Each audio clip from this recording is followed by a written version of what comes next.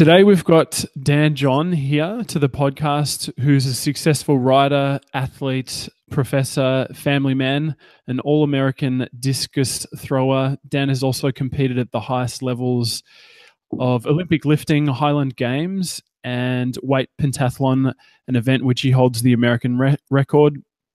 Dan has an amazing free blog and an email list called Wandering Weight that has endless insights and resources that I suggest everyone sign up to. He's got many books on weightlifting that include Intervention, Never Let Go, Mass Made Simple, Easy Strength, which was written by Pavel as well. And he's also written other books, Dad to Grad, and Fat Loss Happens on Monday, which was with Josh Hillis. Now, firstly, just welcome, Dan, to the podcast today. Thank you for being here. Hey, thanks so much. Sorry about the little bit of technological issues there, but I think we're all good now. Yeah. We got there in the end.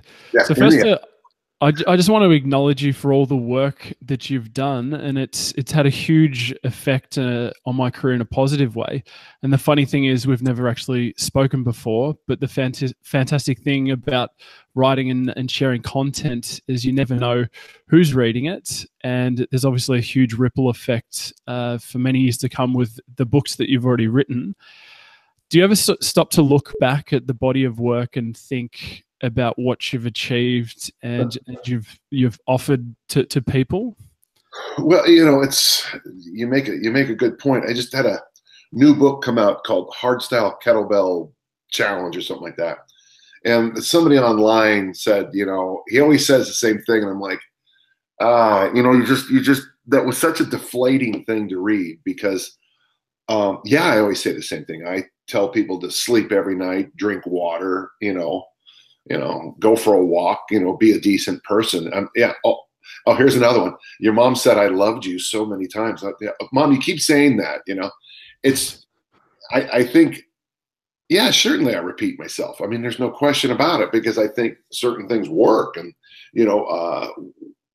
I think we have the system we use and the stuff we do, I think is only unique and special because of the absolute focus on we're going to stick with this thing. This is what we've decided we're going to do, and we're going to stay with it. And that, and then then we'll tweak it for performance. Yeah, we will set you up to make you more prepared, as well prepared for anything that comes in your face. And if the opponent is superior, but if the superior opponent leaves a door open, we're going to take them down. And if they're just better and they have a good day, well, we're going to lose. But that doesn't mean we're not going to be prepared. So, the body is weird because the body of work it's a stack. Yeah, you've written 2 books every year, I think, for as long as I can remember. Right. Yeah, and I'm trying to keep on that. This might be a slower year just because,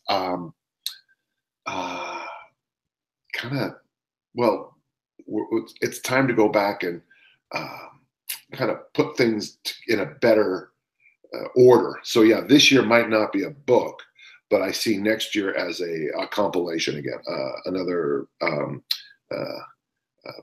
We'll take Intervention, Can You Go, and Now What, and streamline them, and so to make it even, and then update them too, update and streamline them a little bit. Though when I say update, I look at sometimes like, well, I don't use that word anymore. Well, I guess that's an update, but it's a low level. Yeah. And you also have just a huge resource. I mean, just going through your website, there's nothing you can't find on there, and all the questions that you've answered over the years. How many articles have you actually got on that website, just out of interest? I've had people tell me they've printed off just the getup, the archives, and that's 2 reams of paper. Yeah. So you're gonna have a folder that's about that thick just from that section, just from that one little section. I've never had anyone say they printed off the blogs, but I imagine the blogs would go. Because some of the blogs would be, if you printed them out, would be 8, 9, 10 pages. Because sometimes someone will ask a question or something will come up. Like there's one called Managing Compromises versus Managing Options. which I really kind of ran with, you know. So it's massive. Um, there's one on Excellence is Obvious.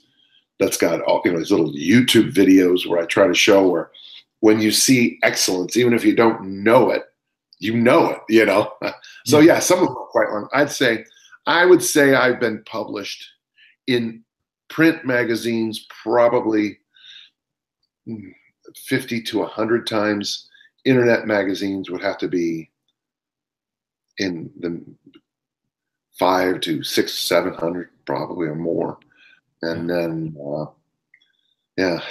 And then when you throw in the blogs and all that other stuff, I've had a website since 98. So, you know, this is my 20th year with a website. I mean, I don't know how many people can say that. I was one of the first weightlifting websites. Yeah. So just going back to the start of your career, sort of what initially drew you in? What were some sort of pivotal moments, perhaps maybe in your childhood, that sort of paved the way as you obviously began an athlete, but then also that sort of funneled you into becoming a coach and a successful one at that? You know, if you wouldn't mind, I just wrote an article for OTP on Target Publishing, where I talk about my 10 mentors. I talk about my 10 mistakes. Put that in there because I've got real specifics in there. But I think it all kind of goes back to the fact that I'm the youngest of 6 kids and 5 brothers, and everybody was an athlete in my family. And when one of my aunts died, I always said it was Aunt Florence, but that's not right. It was another aunt. And we got money, I mean, very small amount, like maybe $500. And so we went to Sears, which doesn't exist anymore, I think, Sears. And we bought a Ted Williams barbell set. It was probably 1965. And my brothers started lifting weights, and I started doing it too, even though, I mean, I could barely even move anything. And so in 1965, you know, hanging around with my brothers, who were all at the time either in high school or college athletes. So everybody was an athlete in my family. You know, here I am, 8 years old or whatever, trying to keep up with these college athletes. Not, you know, I mean, by the way, I can't tell you a better formula for success is be 12, 11, 8, 4 years younger than your competition and try to keep up, because it forces you to work. I mean, it just forces you to up your game. And then from there, I just kind of fell in love with weightlifting. And probably by the time 69 rolls around, 1969, 70 for sure, I start reading books on weightlifting, and I saw, you know, maybe a few magazines, Strength and Health probably the next year. And I just loved it. I just loved the books. I loved the magazines. I loved the fact that you had control over such an area of your body. You had a control over your body. And I got to tell you, if you want to get stronger, lift weights. And it's always been that simple to me, you know. And if you want to look better on the beach, you lift weights. If you want, you know, if you want to perform better, you lift weights. And so once I started my actual true athletic career, I mean, I was the youngest kid in my class, but with that background of strength training, I could always stay just a little bit. I mean, I was able to keep up until finally I hit puberty. And once puberty kicked in, I mean, I just surpassed my classmates. And it happened so fast, everybody was shocked. I mean, I remember people just telling, like, my parents, like, what happened? One of my favorite stories is my brother Gary had gotten married, and it was when I first started this a few years later with Dick Notmeyer. And so, do you want pounds or kilos? What's easier for you? It's kilos for me, but I mean, if that's a problem, then pounds is just as good. Yeah, the story I'll lose. Let me say it in pounds, and then pounds sounds tougher. Yeah, I'll translate it back into kilos real quick. Okay. So I graduated from high school at 162 pounds, and I met Dick Notmeyer, my weightlifting coach, and on that Olympic lifting and front squat, all that volume, I put on 40 pounds in four months. So I went from 162, which is about, that's got to be 74 kilos. So I went from 162 to 202, So I went from 162 to 9, so 72 kilos to 92 kilos in about a 4-month period. And it was shocking to people. So I walked in the door one night, my brother Gary turned and he went, "Holy shit!" Because he hadn't seen me in so long, and I had gone from being a little boy to a Division I athlete in 4 months, you know. So, and then after college, when I finally got my degree, Coach Mon at Utah State asked me, he goes, you know, he was very concerned about what was going on in the weight room. Utah State had been lifting weights since 1961, maybe the 50s. But all of a sudden, everyone started bodybuilding because of Arnold Schwarzenegger's book. So his athletes were doing all kinds of arm work, and they're working their guns, and they were doing body parts. They're doing beach muscles, but we're track and field athletes, and so performance was going downhill. So he asked me to take over, and so in 1979, I think I might have became the first American strength coach at a college level for track and field, and that's what I did. And my answer, you know, was Olympic lifts, because that's all I really knew. But it was a good answer, and that's my career in a nutshell, really. You know, there's more, but yeah. So just quickly touching on, just so the listeners can understand how strong and how much you still lift now. Can you give us some of your sort of PR numbers for your Olympic lifts? And that's easy. Kilos is fine. Yeah. Okay, so I snatched 142.5, and then I've cleaned 175. Wait, check that. I cleaned and jerked 175, but I cleaned 182.5. Being a thrower, the jerk is always suspect, you know. I did do an interesting thing for a video one time. I jerked 175 kilos for 5 reps, which is, I mean, that's not bad, you know. That's pretty good. You know, my deadlift and squat are both, you know, big numbers. But no one really cares. You know, the 270 range. But yeah, I had a good career in the weight room. I liked a lot. I benched 182. It was, you know, it's a magic number in pounds, 400. That's the most I've ever done is 183 kilos, and I had this goal every year of just getting to it, because the research had said that was the magic number for discus throwers. So the last time I ever benched heavy, I was wearing a polo shirt, pair of khaki pants, laid down on the bench and bammed up a 183 and walked out the door. So yeah, and so I'm sure I could have benched a lot more, but they told me that's all you needed. And you know, you get to a certain place in your throwing career where the last thing you want to do is bench more, because of the shoulders, just they ache, you know, because of the throwing and the benching, you know. And that's when and after that I went to just overhead pressing, because it's so much more shoulder friendly.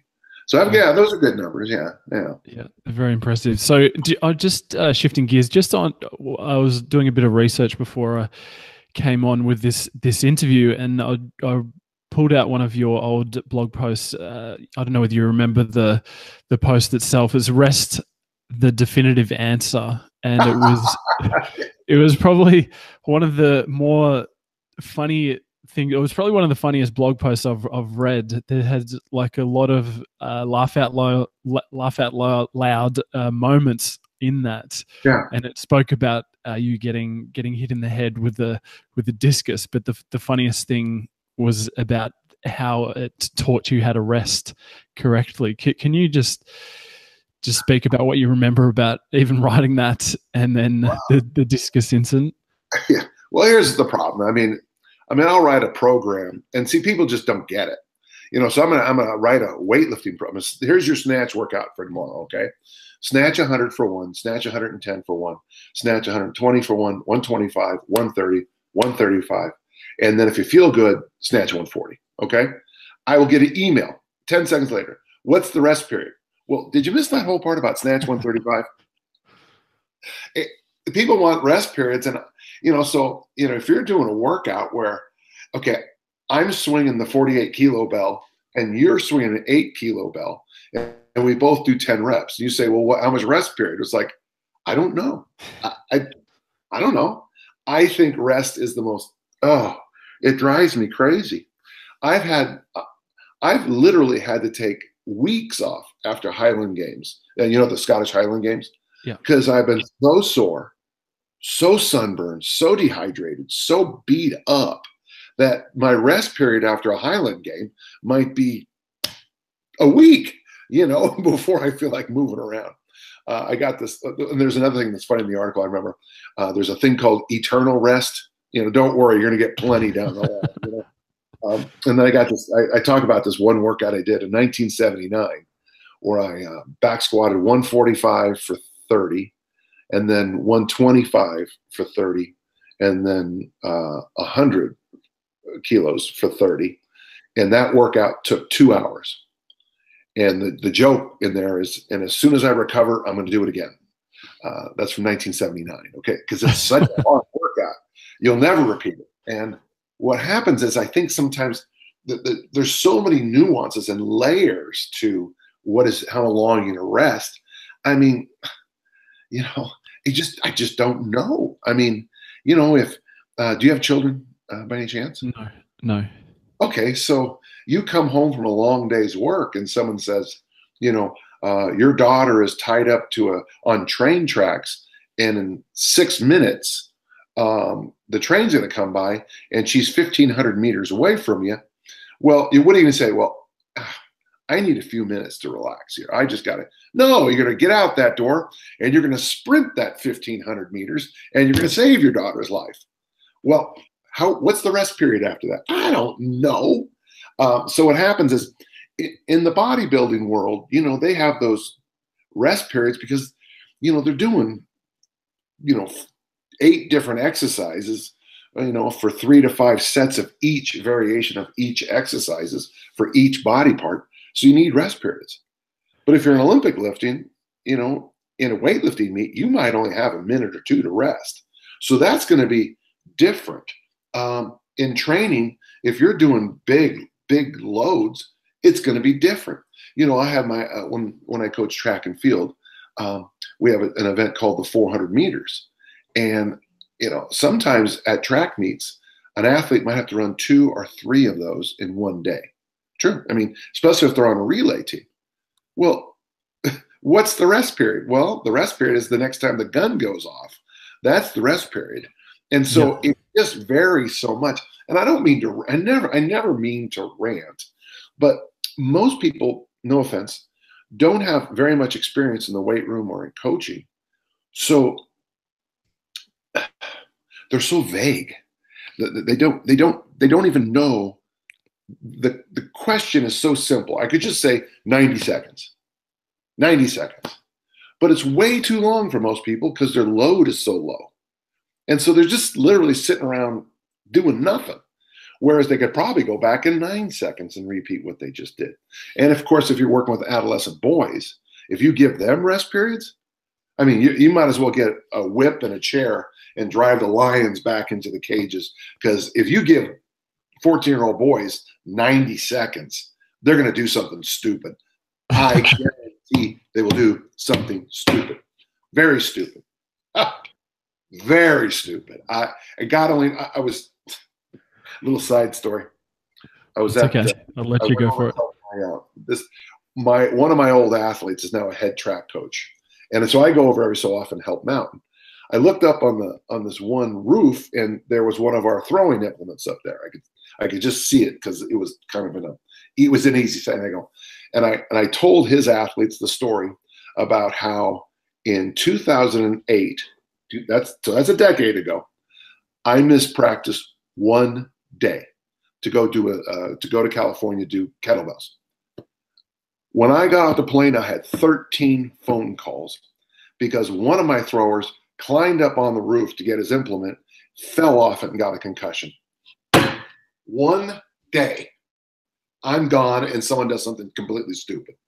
And that's kind of my point about rest periods. Yeah. If you're working with 14-year-old boys, you just go, go, go, go, go, go, go, go, go.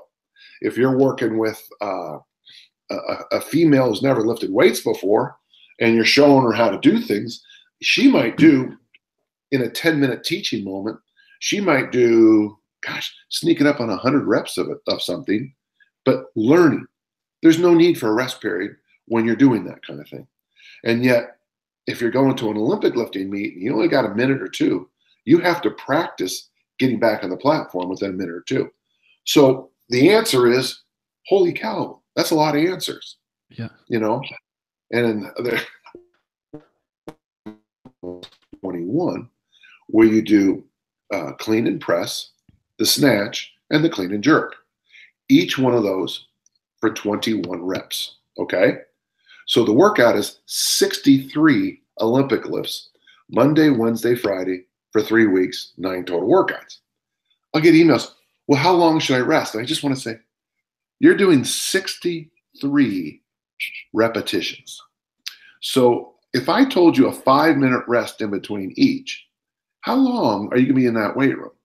You're going to be there a day, you know? So you don't rest. You just keep, you just keep banging adding plates and keep going. Add the plates, keep going.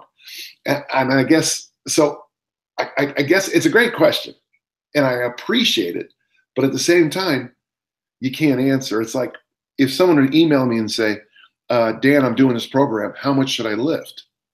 Well, I don't know. That's why I always say things like, well, let's have you, since you're new, let's have you snatch 140 kilos, clean and jerk 190. For the first couple of weeks, that should be enough. Front squat, get your front squat up to about 200 kilos. Wait, those are ridiculous loads. Yeah, and your question was ridiculous. Your question was, I don't know what your load's going to be, Yeah. All right. Sorry about the long rant. How do you use humor to connect with people? Well, I think if you coach long enough, you better have a sense of humor. I mean, it's just funny stuff, everybody likes to think they have a good sense of humor. When I write,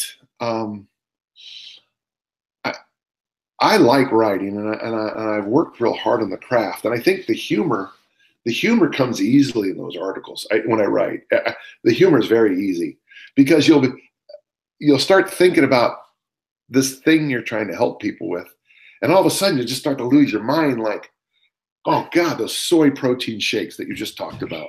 Oh my God. When you would spot somebody who was on soy protein, they would just go, because they'd be farting the entire squat. And it'd be like, oh dear God, it was brutal. And it was just awful protein, terrible quality, and it didn't work. But other than that, so how can you not laugh at that? How can you not laugh, Have you ever done anything stupid in your life?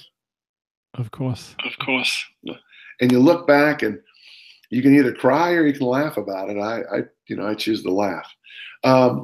Humor helps because you're out there for so long. I was out there we had a preseason throwing practice the other day. Preseason, high volume, lots of drills. And we were outside for over an hour. That's a short practice, over an hour. And when you spend that much time with people, you gotta have some little jokes. Do you watch the American show The Office? Yes, I've seen it. Okay, they've got this terrible little joke that Michael says all the time. That's what she said. Okay, and and the joke, it's not. He says it so often, it's not funny, and then he says it so often that actually goes from not funny to funny again. And one of the things I've noticed with coaching is that the stupider the joke is, the funnier it becomes out there. Yeah. The humor isn't like my jokes about people farting with soy protein. That's not very high-end humor, It's 12-year-old humor, Hell, my grandson who's 4 would laugh at that joke, And it just keeps you going. It keeps you communicating. I wouldn't say it keeps things light, but it keeps your brain working, and you start saying these stupid things to each other, and they're not. And someone will come in and say, "I don't know why you guys laugh whenever they say it."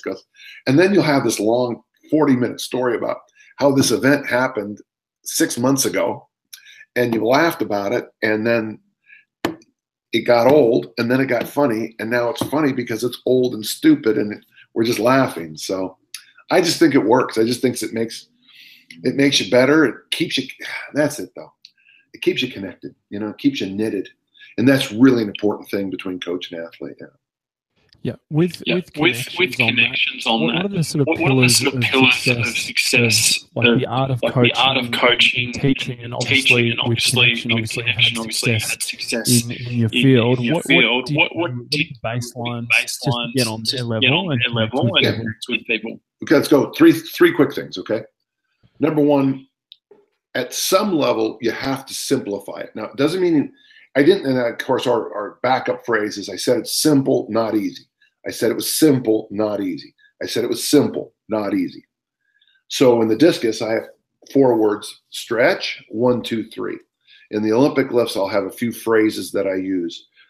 Really, now I'm almost down to just heels, but a couple of quick phrases or a drill, a couple easy drills, a couple easy teaching things that keep things so that you and I can consistently have the same language. So if you're one of my discus throwers and you're throwing the discus out of the left sector, I can say, you got to pick your foot up faster in 1, and you will understand exactly what I just said. Okay? And then here's the drill for that. And I'll give you a drill that and you'll go, that's it, exactly. Someone sitting next to us at the cafe will be going, what the hell are they talking about? And yet the two of us, because you have a language, a simpler language. So that's number 1. Number 2 is repetition. Repetition is the mother of implementation. My athletes will always out-rep your athletes. We will always do more repetitions than you. Always. That's just a given. I mean, nobody does more discus turns than my people. That's just a given. That doesn't mean that volume is the answer to all questions. That's not what I said. I said that you've got to rep it. Okay. And the third one we call gravity. And gravity is where let's be honest, it's Pareto's law. 80% of what makes you successful comes from 20% of what you do. Okay. So really, as a discus thrower, it's going to be full turns, and it's going to be the Olympic snatch. Okay. That's going to give you the bulk of it. But the other 20% is very crucial to high-end performance. Gravity is this idea where you pour a lot of weight on what you have decided. Beside the fundamental, the basic, then what are those 1, 2, or 3 things that you think make the difference between winning and losing? And then you really put a lot of emphasis on. For example, in the discus, you do get 3 or 6 throws. So I train my throwers with 1 throw competitions. I try to teach them that it can come down to 1 throw. We put a lot of emphasis on this. In any sport, any team sport, you can ask people, what is the key to winning? And they'll usually give you 3 things. Well, those 3 things, I'm going to put the most weight on. So if in basketball, it's free throws when tired. Okay. It could be in soccer, football, penalties, penalty kicks at the end of the game, especially World Cup, right? So the team that practices penalty kicks when exhausted is going to have an edge over the other team that only practices penalty kicks sometimes. You follow? To me, that's gravity. Yeah. To me, gravity is getting your athletes extremely tired and then saying, okay, you get 1 penalty kick. If you make it, we all go home. If you miss it, we're going to redo all the conditioning again. That's gravity. You put a lot of weight on what you think is the real. So beyond the basics, beyond that fundamental level, you pick those things that you think I'll give it to you in fat loss. For fat loss, it'd be something as simple as you, as the fitness coach, demanding to see the food journals every single time the people come in. Every time, I want to see your food journal. And then you grade it like my friend Josh Hillis does, where you take a green pen and you circle every time you see protein, and you take a red check mark every time you see a cheat food. And there's no judgment, just so you can visualize it. But if it takes you 20 minutes to go through that your client's food journal, your clients are going to have better body composition than anybody who works in the same facility, because you're working on what makes the difference. You got that? So that's gravity. Simplicity, repetition, gravity. And those are the three things I hang my hat on. Yeah. And then with building trust as well. So when you connect with your athletes, how do you impart that on them, and how do you get that sort of buy-in for them to be compliant with the things that you're working on? That's tough. That's tough. And honestly, I think that's one of the reasons guys like me are moving away from coaching sports. When I first started coaching, and when I was an athlete, a coach was like a god. If coach said run into that wall, I would run into the wall. So for me, in my early coaching years, it was easy for me to get that trust. I had a shirt, and the shirt said coach right there. Therefore, what I said was right. And I had a lot of success with my athletes deep into the 90s, deep into the early thousands. But all of a sudden, I began to notice I wasn't communicating as well to this next generation, the social media generation. I have a famous story. The funny thing is that it's true. I'm working out my kids and my discus throwers and shot putters one day, and his dad comes by and he goes, "I see you're doing farmer walks." And I go, "Well, yeah, because that's part of my coaching." Yeah. He goes, "Yeah, I read about that online." And I go, "Where did you read that?" He goes, "It was like the country approach to throwing or something like that." I go, "The contrarian approach to the discus?" He goes, "Yeah, that's it." I go, "Yeah, I wrote the book. That's the book I wrote." And his dad didn't even take the time to look at the author's name, nor to even look at the fact that I was coaching at his child's school. But that's the problem you have in whatever year this is, 2018, is that, if you're a person, do you work mostly with personal trainers, or do you work on the coaching side?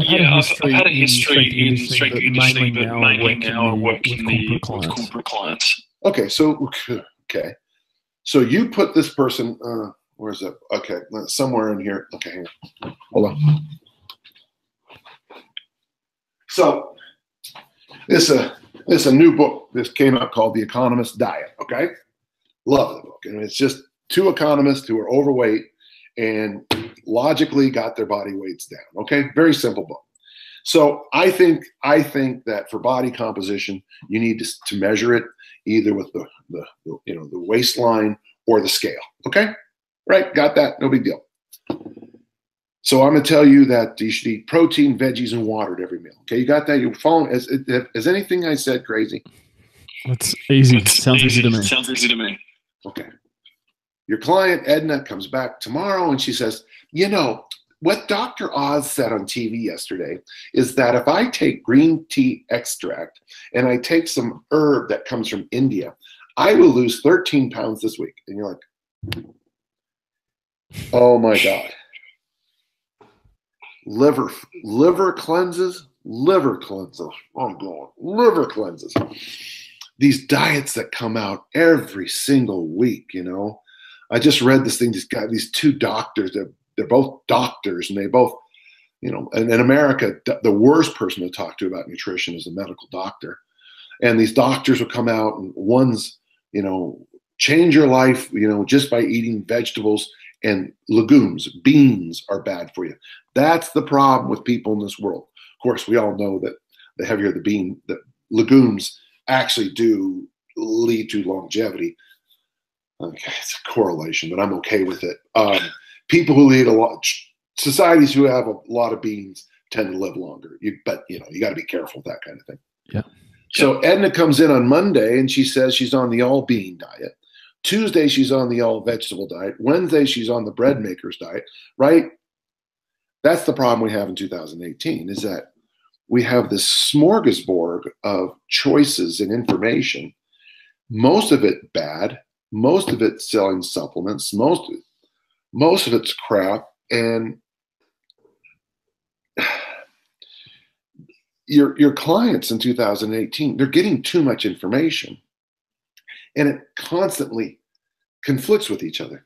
This is called coffee. Is that a good size mug or what? Is coffee good for you, or is coffee bad for you? Well, I think I only read research that says it's good for you. Red wine, is it good for you, bad for you? It's good for you. You know, that's why I drink it every night. Veggies, there's just so much information out there that contrasts. Veggies are good, veggies are bad. Well, we know that vegetables are good for humans. We know that. Drink water. I mean, how shocking is that? And yet Edna's going to come in tomorrow and say, I heard that if you cut back on water, your fat disappears. Oh my God, you know. So that's the issue you have in this day and age. And I think it's just getting worse by the day, you know. Speaking about nutrition, a favorite word that you use a lot of the times with describing nutrition approaches is the word reasonable and reasonable workouts. Reasonable isn't a sexy adjective that usually sells or is used in strength training and selling supplements, but you sort of seem to make it work. Can you elaborate on how important it is for people in general to understand the concept? So here in the States, we have something called trial by jury. Okay. And a famous Supreme Court justice once said that you want a jury full of reasonable people. And it really struck a chord with me as a coach. It was just like one of those it's a toss away phrase, but you wouldn't want a jury with Superman, Batman, Mother Teresa, the Pope, princes, kings, Hercules, Achilles, because that's not reasonable. You know, if I'm in there and I live in an area that people are basically against alcohol consumption, which makes no sense to me. But if I have a jury of 12 people who think that alcohol is sinful and it's going to drive you to hell, and I'm being charged with driving under the influence, I'm screwed. I don't think it's reasonable to have 12 non-drinkers judge someone who's drinking. Okay, why would I say that? Well, reasonableness is one of the least. There's another word from the cardinal virtues, prudence. That's look before you leap, you know. Prudence and reasonableness, they're not in high supply anymore in the world. I don't think we're teaching it well. A prudent person would look at global climate change and say, we should worry about this, these are things, whether they're man-made or not, we should be concerned about this stuff, pollution and things like that. A reasonable person would say, we should be concerned about this kind of thing. So reasonable is one of the rarest characteristics you'll find in most people. When someone wants the answer, give me the answer to fat loss. People overeat. No, that can't be right. Well, actually, that's probably the exact answer. But people don't want rational, well thought out, reasonable approaches to anything. They want they want these really strict answers. These really, really, they want a program where you only eat protein shakes once every 2 days. That's it. And the workouts are. There's a show that my wife had me watch, Central Intelligence with The Rock. And he used to be a fat guy, and now he's slimmed down by this simple program where he only works out 6 hours a day, which I thought was hilarious. Well, that's what people want. They want this restrictive diet and these massive workouts. And honestly, no one can do it. No one. To do a very restrictive diet and a really difficult workout at the same time, you'd be one person in a million, a billion maybe. It's really hard to do. So I strive to be very reasonable. I mean, when you have children and they're little and you realize that one day they're going to read this book, they're going to read this book here, okay? They read this book. And you look at it when they're 2 years old, and I got to teach them letters. I got to teach them words. I got to teach them grammar, punctuation, how to turn pages. This would be a tough book to finish. But we don't make 3-year-old kids read books like that, right? But when it comes to diet and nutrition and exercise and training, people want to go from not even be able to know the alphabet to Shakespeare. There's no gradation there. You know, it took you 40 years to get overweight, and you want to get it all off in 2 weeks. Really? Give me 40 days, you know, give me a day a year. Okay. And let's talk. So for me, reasonableness is reasonableness, prudence. These are these skills. These are these skills that people have forgotten about. And once you think about it, once you actually take time to think about anything we do in our field of fitness, health, longevity, performance, the correct answer is always a reasonable, step-by-step, logical approach over time. Always. And you agree with me until you looked on the scale and you're 5 kilos heavier and you'll go, oh, I'm going to do a liver cleanse. I'm going to drink this magic solution every day. And that stuff never works. The way to clean your liver is to not eat for a few hours. It's built to clean itself. It's not some crap you put in a coffee mug. Yeah. So I don't know if that was helpful at all. I don't know, but no, it's hilarious. And I find that that there was also, you wrote about the velocity diet. Could you just explain to people? Obviously, it works, but can you explain to people your experience specifically with it? Yeah. No offense, people, you can't do it. And listeners, I'm telling you, you cannot do it. I mean, few people are as disciplined as I am. I graduated from college at 21. I don't know if that means anything to you. Does that even mean anything to you? Yeah. Okay, I had my bachelor's degree. I had 2 degrees, an AA and a bachelor's, when I was barely legal to drink in the United States. I got my master's degree in 11 months, okay? The fastest anyone's ever done it at Utah State. I have a ton of discipline. I can work 2 full-time jobs and train at a high level for the discus, okay? So you're going to eat, all you're going to have for the next 28 days is 6 protein shakes a day. That's it. Nothing more. That's it. I'm done. And I tell you, man, the nights were brutal. I was so hungry all the time. I was so grumpy all the time. My brother Gary's a Vietnam vet, disabled Vietnam vet. And I would call him so he would help me make it through the night. That's how tough this damn diet is. I did it. I did it all 28 days. And I'm very proud of that because it completely reinforced the fact that most people can't do it. It's funny, I was at this party and my sister-in-law, Kim, was going, oh, I should do that diet because I'm all about self-discipline. I'm like, oh, shit. Yeah, right. That's you, Kim. When you walk in a room, people scream, self-discipline. That's exactly what they say. Oh, my God. It is so – people are convinced that they have this reservoir of free will and discipline that all they need to do is flip the switch, and boom, all of a sudden they're Achilles and Hercules and Jason and the Argon. I mean, they're Spartacus, they're the Spartans, and they're just going to flick that switch. It doesn't work that way. So I appreciate the velocity diet. It did wonders for me. It really did marvels for my blood profiles. I did a before and after with my blood profiles, and man, it was stunning how much I improved.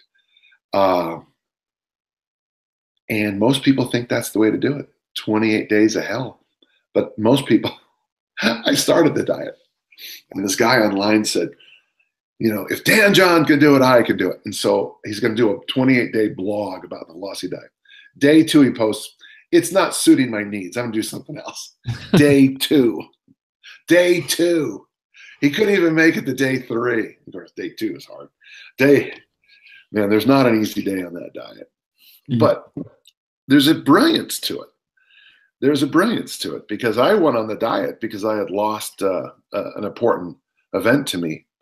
And I went on the diet just to program myself mentally for the next year of training. Man, if you can do the velocity diet, you can do anything. And I did. It just, by the following year, I just completely crushed the competition. It was stunning, the difference. Yeah. Yeah. And so when people ask you like that and you're in a social situation, they might not know about your history as a coach, what do you say to people, like basic principles of, say, you have someone come up, ask you, I want to lose 10 pounds, or how do you approach that?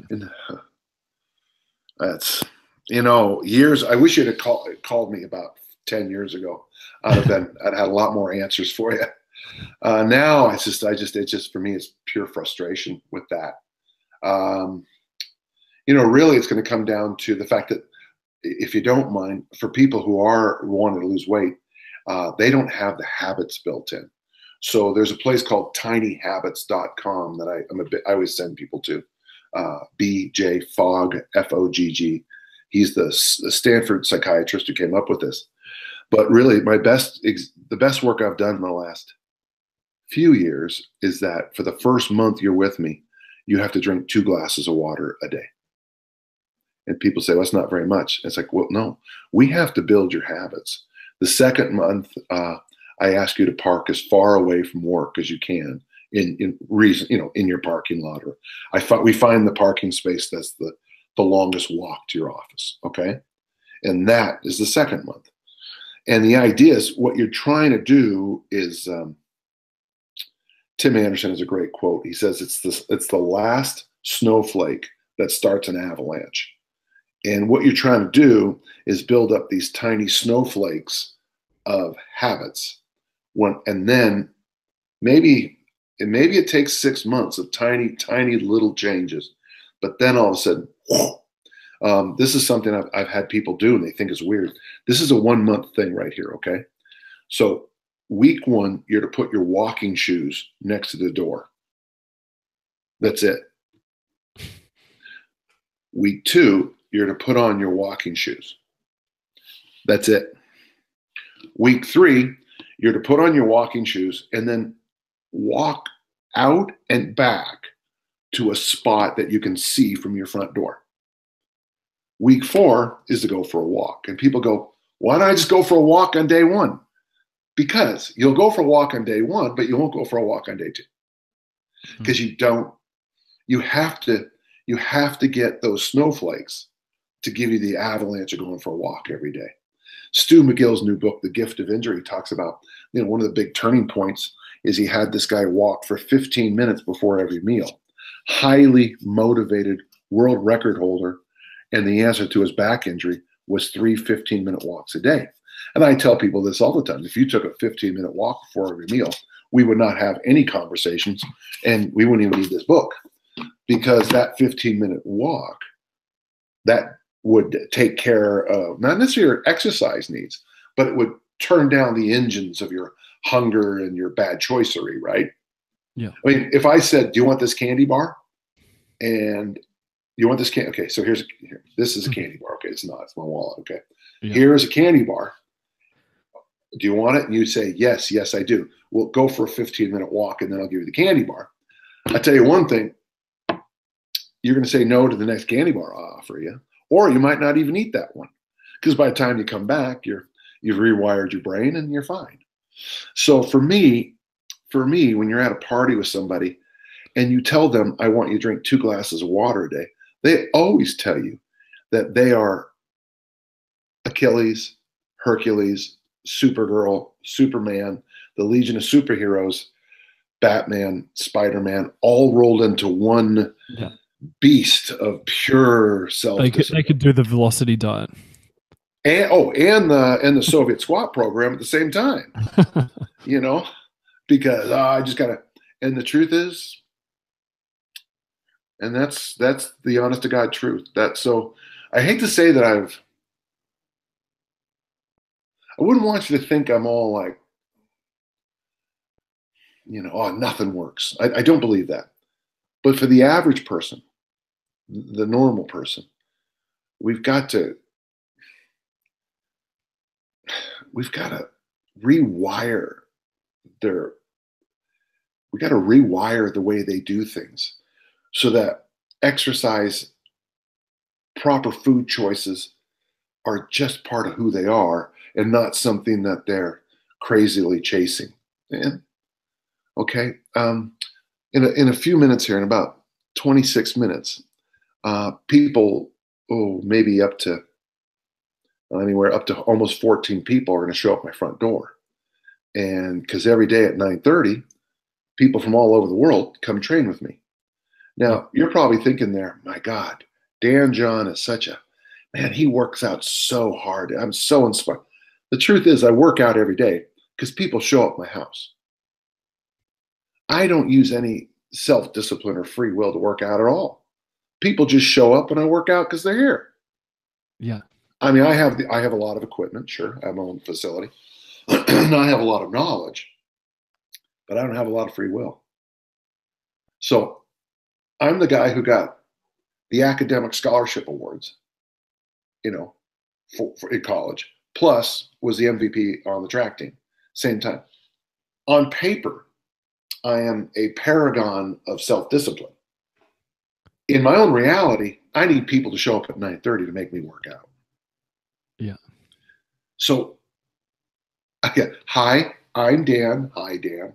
Hi, and I don't have much self-discipline, Yeah, I mean, I know it. I know it about myself, and most people know it about themselves.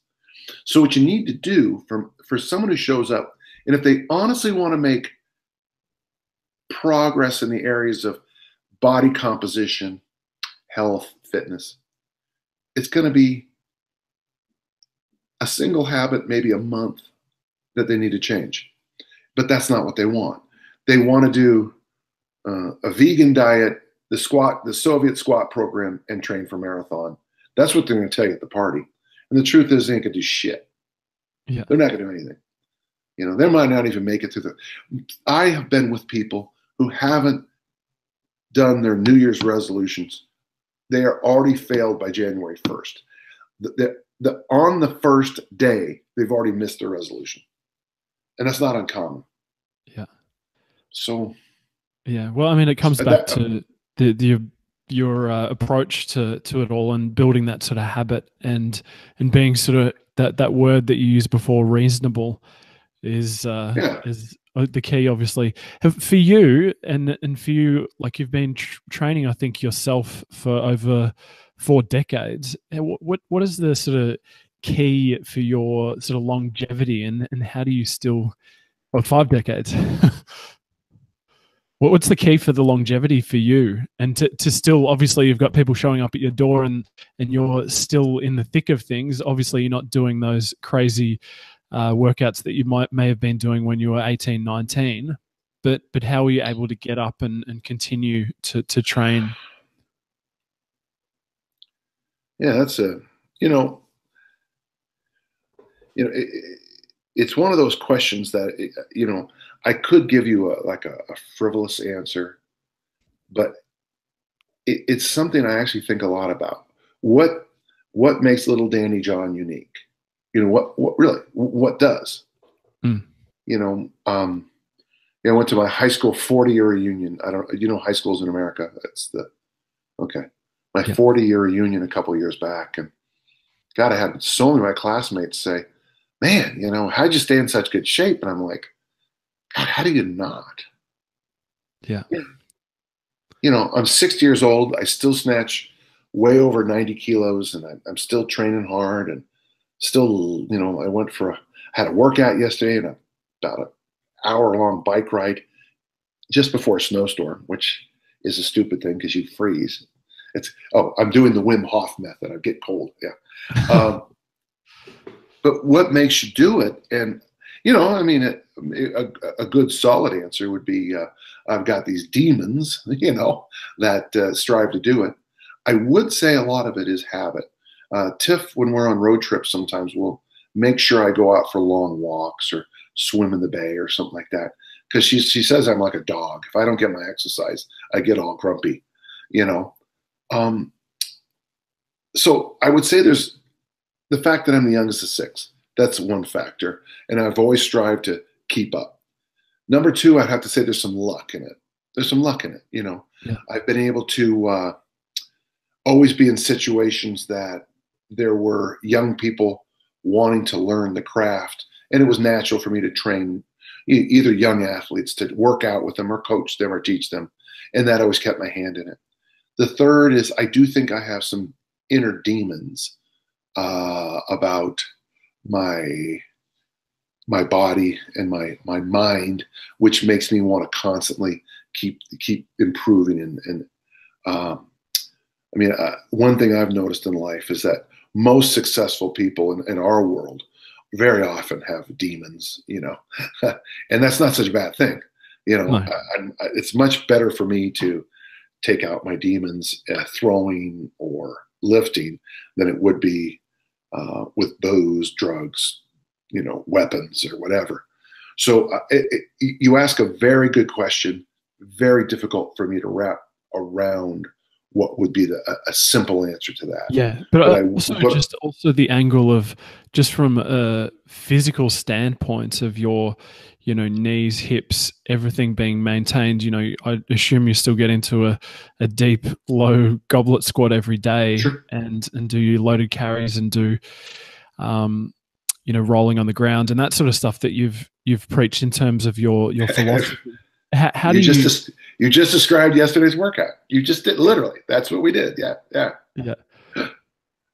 Just from a physical standpoint, like that, is there, you know, I guess there's no. Everyone's always obviously looking for that sort of secret answer, but I just, you know, I find it amazing that, you know, five decades of training and you're still able to do those movements. Yeah, because you do them. You know, how much reading do you do a day? Probably half an hour. That's very good. And to me, there's no difference between your reading protocol and your training protocol. You know, when I got back from the Middle East, I was struggling quite a bit. And one of the things I did, which I look back now, and it's a pretty good answer. I had some issues.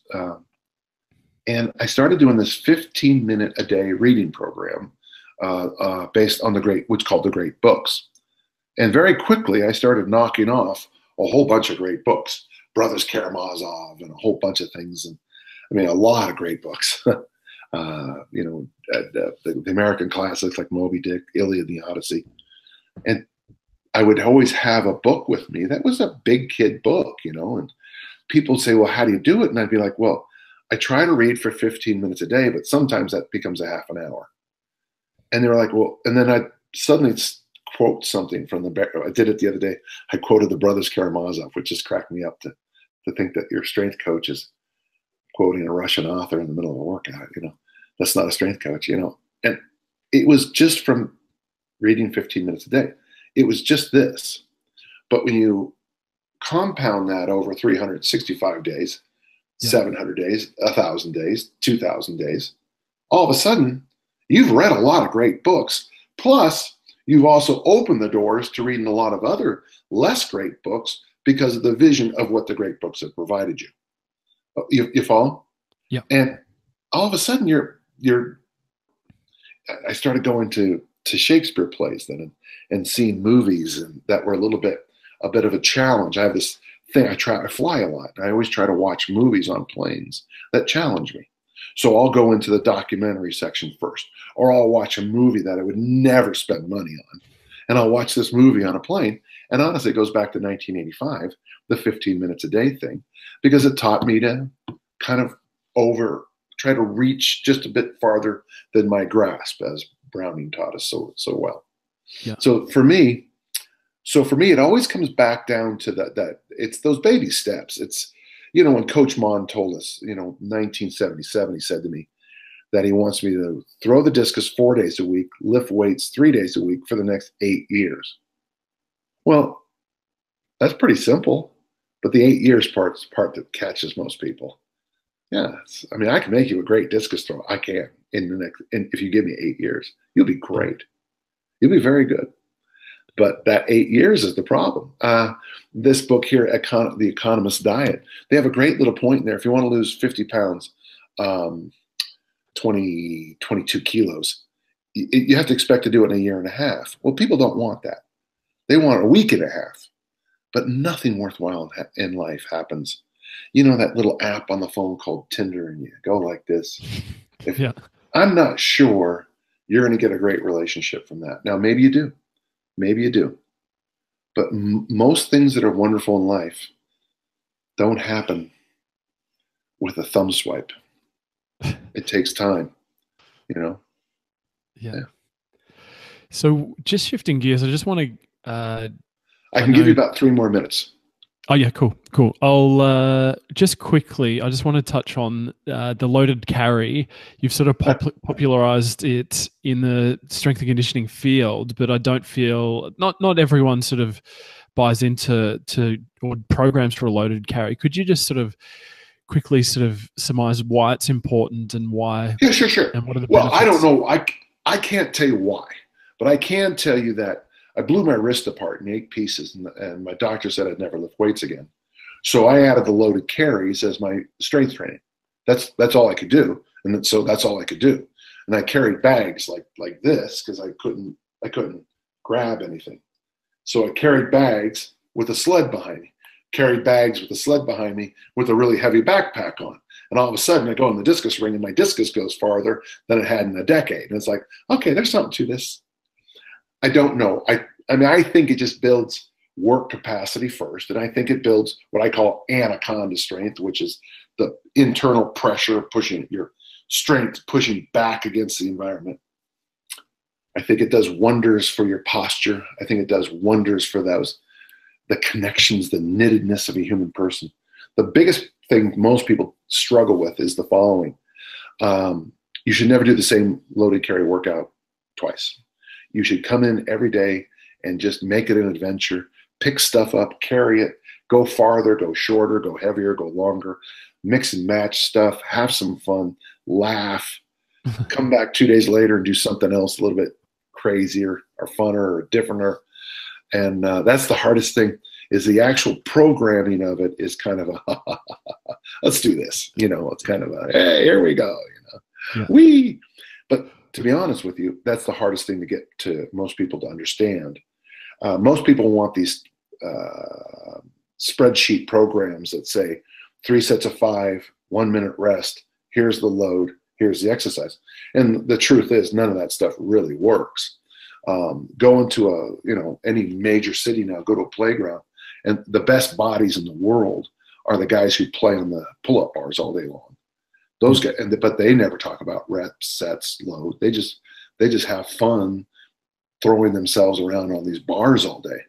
And if they did do 3 sets of 5, they'd look crappy like most other people. So sometimes,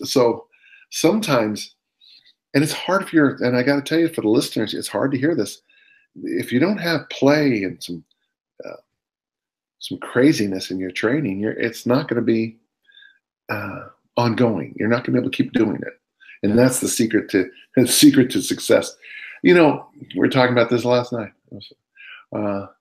We all graduated from high school together, and we were told in high school to save 10% of your income. So in 1981 or something like that, I didn't make very much money, but I put away $1,100. And in 2010, that number was so big, I retired on it. Yeah. No. Every listener knows that. If you replace water for calorie drinks for the rest of your life, good things are going to happen for you. Yeah. If you do it the rest of your life. But you can't do it today or tomorrow. It's got to be that 8 years that Coach Mon told us. Yeah. Yeah. So I'm just mindful of your time, and I want to wrap things up. I just got a series of rapid fire questions. Sure. These can just be quick answers if you want. What is your all-time favorite training book or self-help book? Training book, it would be Tommy Kono's book, Weightlifting Olympic Style. I can pick that book up 24 hours a day, 7 days a week, flip to any page and go, oh, I love this. Yeah. Yeah.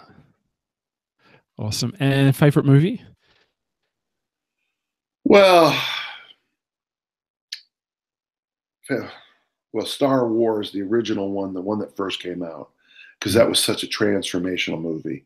That got me into Joseph Campbell, and that got, of course, which was a big part of my academic life. So the original Star Wars. Do you have any quotes? Do you have any quotes that you live your life by, or you say on a daily basis? Little and often over the long haul. I've heard you say that many times. That's a great quote. Never let go. Yeah. Favorite cheat meal? Say what now? Favorite cheat meal? Oh God, those damn Fritos. Shit. God. I just can't stop myself. Orange food, man. What is it about orange food? Yeah, Fritos, man. Damn things. Honest to God, I put them in my mouth and it's like, oh my God, why can't these be protein bites? Why can't these be vegetables? Keep going on with it. If you could be known for one thing, what would it be? My good looks. For one thing, yeah, it's our family motto: make a difference. I'd like to be known that somehow I made a difference. That's really important to me. That's a great answer. I hope if someone once said that when the last person who remembers you is when you lose your immortality, something like that. And so one of my goals is I want my influence to go way beyond my death. Yeah. I know that's probably full of myself, but that's important to me. Yeah. So final question, if you could jump in a time machine and give your 20-year-old self advice about whether it's coaching, life, training, anything, what would it be? Yeah, there's a drill in the discus where I would get behind him and have him get off his left leg at the back much faster. He was he had a really lazy left leg. And I would give him no more advice at all, because everything that's important to me in my life is all these, Schopenhauer said it. He said, when as you're going through your life, you just feel like you're just crashing headlong from one idiotic thing into another. But when you look back, it's a straight line. So if I change too many things, then I don't get invited to this party and meet Tiffany, But he could have thrown a lot farther if he'd have done that a little bit better. So, and I'm glad you picked 20, because that's the year he needed the most work. That's the year he got a discus in the head. Yeah, which actually was a turning point in his life. So I wouldn't even tell him to duck. It's a great answer. Thank you very much, Dan, for the time. It's been an honor. I really enjoyed this. It's been fun. Yeah. So just a quick plug. So where can people get in contact with you, find out more about what you're doing? And danjohn.net. That's danjohn.net. And that'll be best. And you know what? If you want to, when I email you, I got that little collection of things like the Amazon, my Amazon stuff. If you just add that, people, trust me, I got a Q&A section that's in there, folks. And please feel free to ask me anything and follow up. Always happy to do it. Okay. Yeah. Thanks again for your time. And no doubt we'll be in touch. I'll send you links to the show. And fantastic. Thanks again. All right. Hey, I got to fly. Okay.